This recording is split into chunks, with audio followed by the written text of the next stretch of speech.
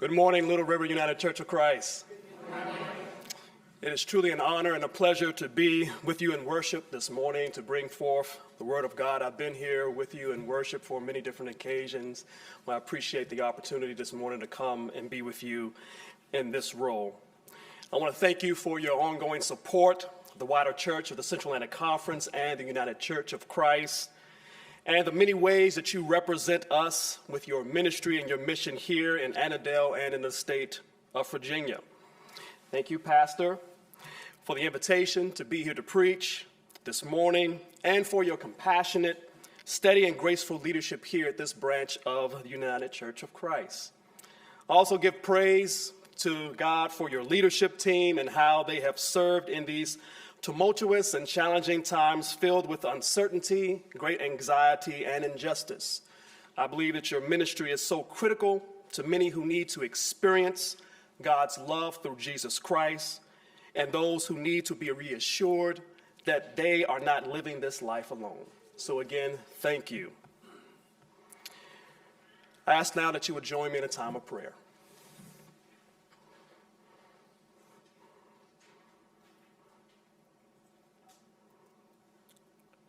May the words of my mouth and the meditations of my heart be acceptable in your sight, dear God, our rock and our redeemer.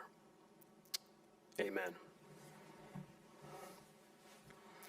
On May 17th, 1957, the Reverend Dr. Martin Luther King Jr. gave the final address at the Lincoln Memorial for the prayer pilgrimage for freedom, titled, "Give Us the Ballot." This was the march before the march. The gathering's purpose was to urge the federal government to fulfill the promise of the 3-year-old Brown versus Board education decision.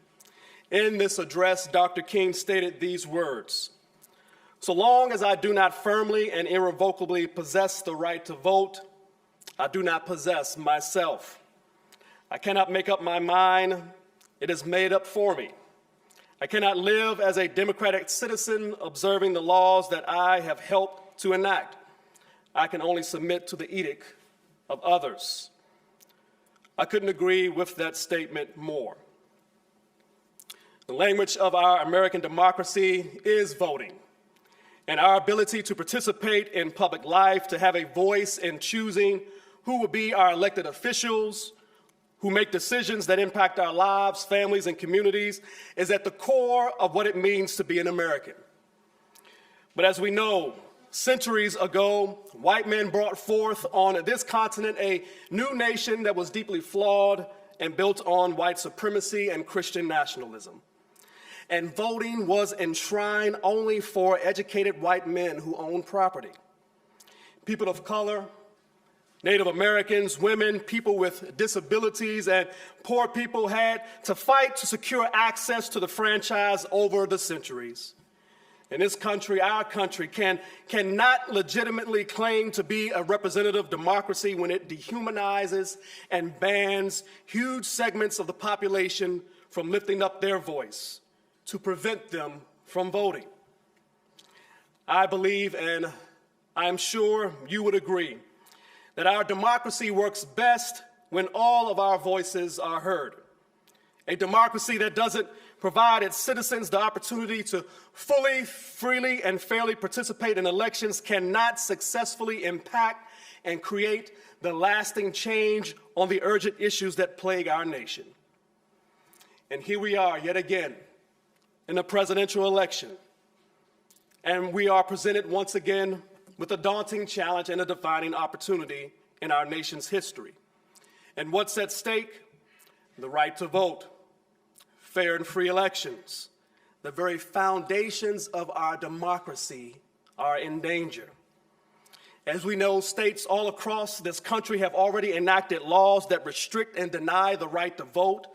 This includes limiting voting by mail, enacting barriers to registering new voters, establishing tougher voter identification laws, empowering partisan poll watchers, and shifting election authority, which will make administration of elections more partisan, all under the false pretense of voter fraud and restoring election integrity, while ignoring the long history of voter suppression, to limit participation of specific groups of people from voting to negatively influence the outcome of those elections.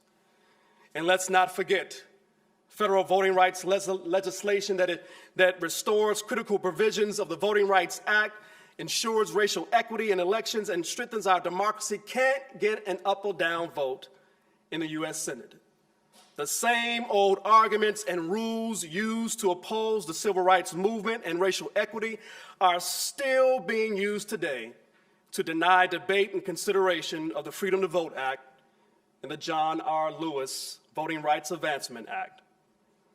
The outcome of this year's elections, including those at the state and local level, will determine whether people will continue to experience the dire consequences of white supremacy, racism, and injustice, or receive the justice they deserve and so desperately need. 3 years ago, just this last week, this past Saturday, the world witnessed the truth of who we are as a nation. When a few thousand predominantly white domestic terrorists, many brandishing firearms and other weapons, using Christian symbols and messages, attacked our nation's capital and our democracy. Having been incited by a lame duck president, their goal was to overturn the results of the 2020 presidential election and inflict further damage to our nation.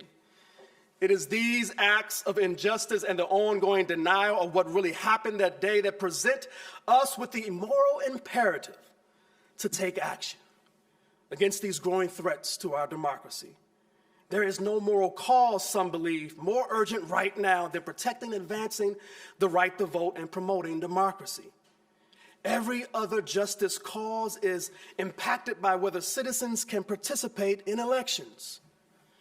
And just like in 2020, we, the church, we are responding to the present dangers and being faithful to God's ordinance to do justice. Yes, today the Central Atlantic Conference's Justice and Witness Action Network here launches our Faith and Democracy 2024 campaign, a unified, coordinated, and strategic campaign to engage folks like you, justice leaders, clergy, and local churches across this region in nonpartisan civic engagement, hoping to do voter registration, voter education and empowerment, getting out the vote, election protection, and yes, advocating for voting rights advancement. This campaign is organized around faith and democratic principles of valuing and affirming the voice and dignity of all, especially the least of these among us, and the belief that every person has a right to participate in the democratic process without fear, intimidation, limitations, or false information. The integrity and the legitimacy of our governmental institutions are on the line, and it is necessary to ensure that we have a strong and a functioning democracy, a 21st century democracy that represents our growing diverse nation is imperative, a democracy that welcomes every person's voice and participation, no matter who they are. This should be our vision. This is what we deserve. This is what we should be demanding. This is what we should fight for. But it's not just our democracy that's on the line. Our lives as a community of faith, I believe, are also on the line. And I believe the book of Isaiah, Isaiah 58, gives us the message that we, the church, need to hear at this moment and time. If we take a close look at the text, we see the people of Israel, they find themselves in a peculiar situation. Having returned from Babylonian captivity, being in exile, now they find themselves seeking after God's promises, promises of salvation, restoration, and justice. Why, you may ask? Because they are plagued by economic disparity, social injustice that's leading to spiritual sickness. They are not living fully into God's order of compassionate justice. The matter was so grave that God had to get the people's attention. And we witness this at verse 1, where God speaks directly to the prophet, telling them to shout out, "Do not hold back. Lift up your voice like a trumpet. Announce to my people their rebellion, to the house of Jacob their sins. The people have lost their way. They have forsaken covenant. They have failed in their worship. It serves their own needs, and no matter how much or how well they worship, it is no substitute. In fact, it is incomplete without fulfilling God's ordinance of doing justice. Truth be told, God is never pleased when people offer a series of carefully orchestrated religious observances as an alternative to an aggressive pursuit of justice and righteousness, not only for themselves, but for the neediest members of our society.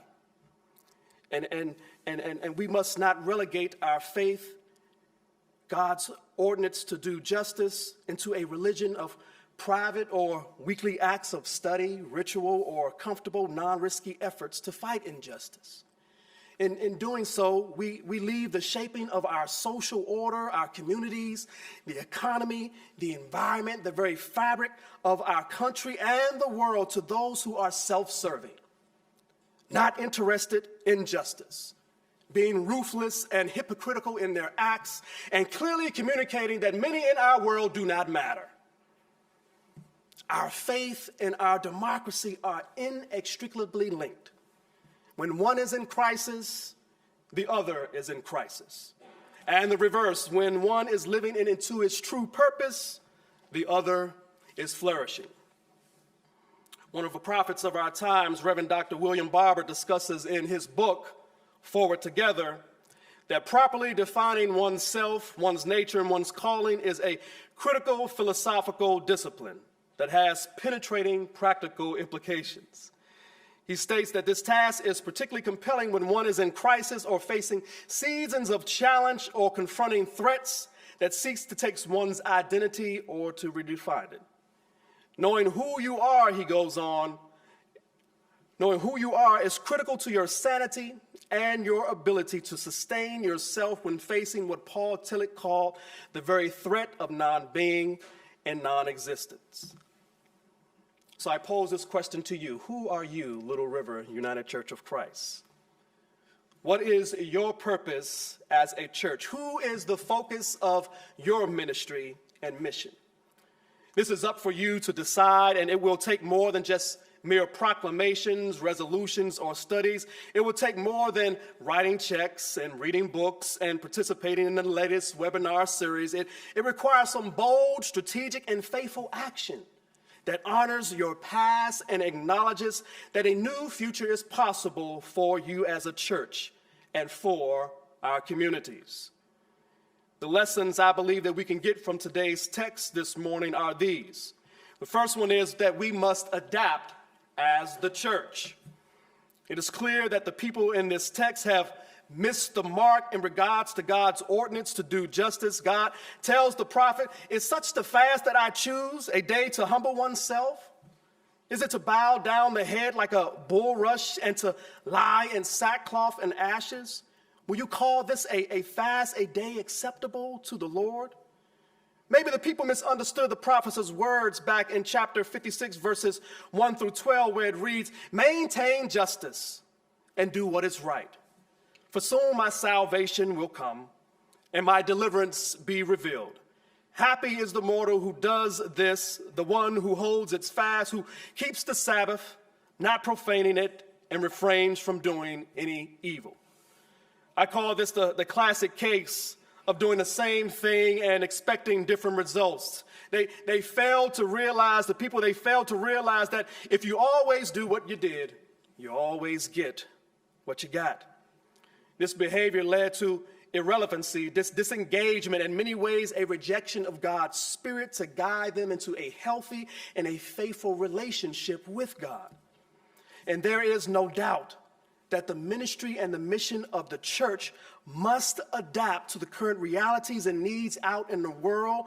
We must better respond to the challenges and the possibilities, and we must lead in new and bold ways to serve and to reach God's people. The work must focus on maximizing the gifts that are present within local churches and equipping our pastors and leaders with the capacities and skills to be effective leaders and advocates for justice, all with the purpose of having a transformative impact and creating lasting change. These are determinants, I believe, by which we should measure the success or failure of our ministry and mission, not how many people are sitting in the pews. It's not enough to just rely upon the current framework that we use. Come and join us and settle for the convenient and easy tactics of hosting Sunday morning worship, organizing the next seasonal fellowship gathering, or contributing to the community food bank without being empowered, being strategic, being bold, and taking risk. This is important for us as the United Church of Christ. Why? Because we love to share our history of first, our past works of justice. Yes, this is important to tell our story, but what's more important is that we right here today begin to write the next chapter and stop living off of the great work of our ancestors. We fail to recognize that trying to save ourselves as an institution, as the church, is what actually is leading us into the crisis that we and God's people are experiencing at this very moment. Our pathway out has to be made clear, and it's made clear in its text. It tells us to do justice. To do justice. And the best definition that we have on justice, I believe, comes from Cornel West. Justice is what love looks like in public. And looking closer at this text, where was the love for those who were experiencing injustice, for those who were oppressed, and for those burdened by their economic conditions? Where was the love? Where is the love today for God's people out in the world who are hurting, who are in need, deeply in need? In a similar context to what we tragically experienced today after mass shootings, is as if the people offered the same response, just thoughts and prayers. And God is saying that just ain't enough. That ain't love.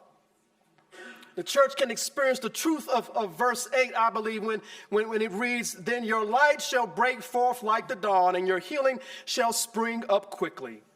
For this to be possible, we would do well to take what I like to call a community organizing approach in our ministry and our mission to meet the needs of those most vulnerable in our society. This is an adaptive approach, and it will position us as the local church to be more impactful and effective in treating and meeting the needs of God's people. We get a glimpse of community organizing in its text. It first begins with seeing and acknowledging the state of the human condition and understanding the injustice that God's people are experiencing. For many of us, tragically, that is as far as we are willing to go. We'll read a book, we'll attend a webinar or educational series. Maybe the church organizes an annual event focused on justice. We'll watch a documentary or visit a museum, but that is not community organizing. That ain't love, that ain't justice. We must be careful not to ignore or dismiss the movement of God's Spirit at work in our very presence. Doing so is to deny new revelations from the still speaking God, to reject God's guidance and plans for our future, and to continue to embrace the white dominant culture. What is the white dominant culture? It is defined as this: it is the explicit to subtle ways that the norms, the preferences, and the fears of white European descended people overwhelmingly shape how we organize our work and institutions, see ourselves and others, and interact with one another and with time and make decisions. I believe in doing the work of community organizing, however, emphasizes with one situation is critically important, but we are not called just to empathize with people's situation. We are called to stand in solidarity with them. And this is the next step or progression of community organizing. But community organizing is more than just being in solidarity with those impacted. It's about acknowledging impacted people's agency, their power to create change, to overcome and to lead, and then supporting them in their cause. That old paradigm of the church is coming to save or have all the answers to the people's problems must be cast aside. That is an elitist and arrogant position that devalues impacted people's worth, their dignity, and their agency.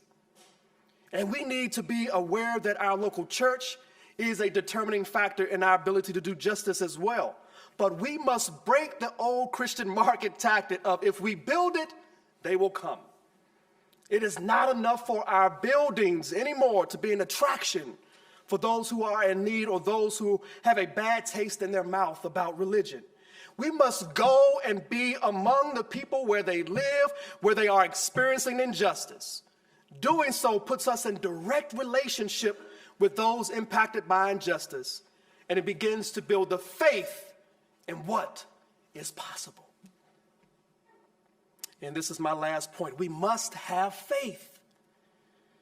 You see, the goal of Jesus' movement, his ministry, and his politics is for a new creation, a political order that truly serves the good of all in equal measure with equity and justice.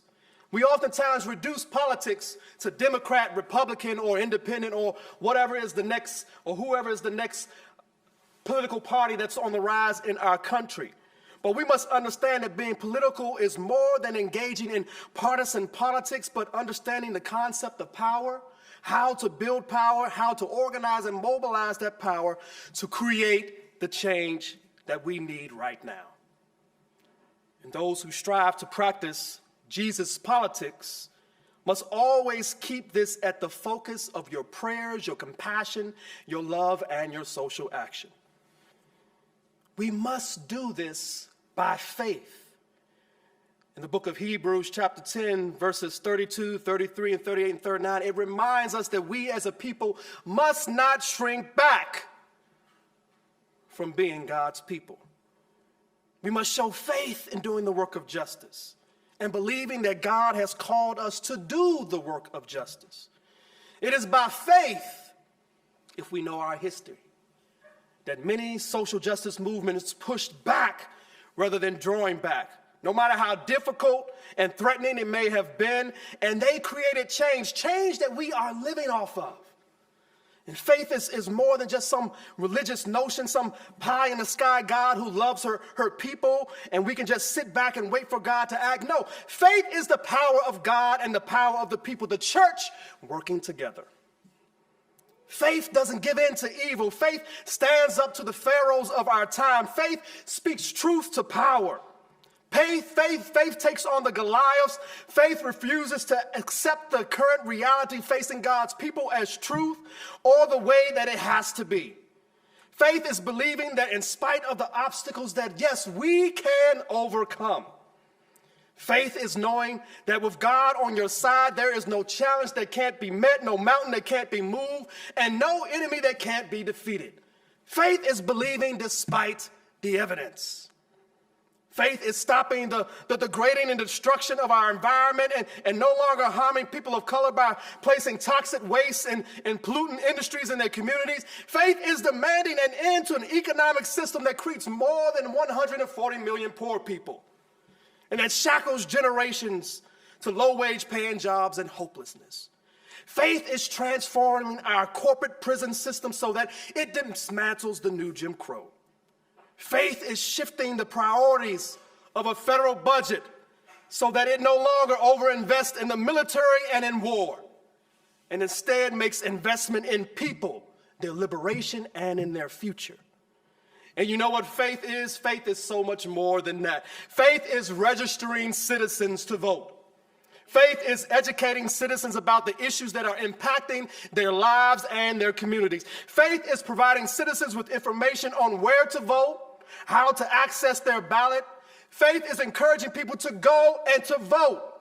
Faith is sending postcards, and I thank you for the work that you have done throughout this campaign over the last few years. It's also making phone calls and sending text messages, organizing candidate forums and rides to the polls. Faith is going to the polls and voting from a perspective of faith. I would boldly say to do, yes, to vote, as Jesus says, if you did it for the least of these, you did it to me. Faith fights to protect our democracy against fascism, authoritarianism, and white Christian nationalist forces that seek to take my vote away from me and my family. And so many others in our country. Faith is believing that we are called to cross cultures, to listen, to learn from one another, to reject white supremacy, to break the yoke of always doing and being church like this, and to celebrate God's gift of diversity that is present throughout this world. If you haven't gotten it by now, then here it is again. Faith takes action. It doesn't sit back and just wait on God. I believe Fannie Lou Hamer said it best. Civil rights warrior and freedom fighter. She gives us the best point of view on faith. She says, you can pray until you faint, but unless you get up and try to do something, God is not going to put it in your lap. Saints, new challenges and new realities call for a new approach, a new way forward to doing ministry and mission. And in the midst of great challenges and threats to our very humanity, we must refuse to shrink back from who God has called us to be. And we must reclaim our identity as God's people, a people of justice. We must be more than the bearers of the name of the one we call Christ, but we must be Christ's disciples.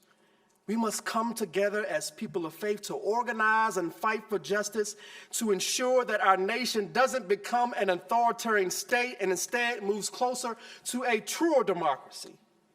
And if we do so, then we will bring good news to the poor, proclaim release to the captives and recovery of sight to the blind. We will let the oppressed go free. We will proclaim the year of the Lord's favor. And then maybe like Jesus, yes, we can usher in a divine future that begins to dawn in our time. Sisters and brothers, I leave you with this. Are you ready?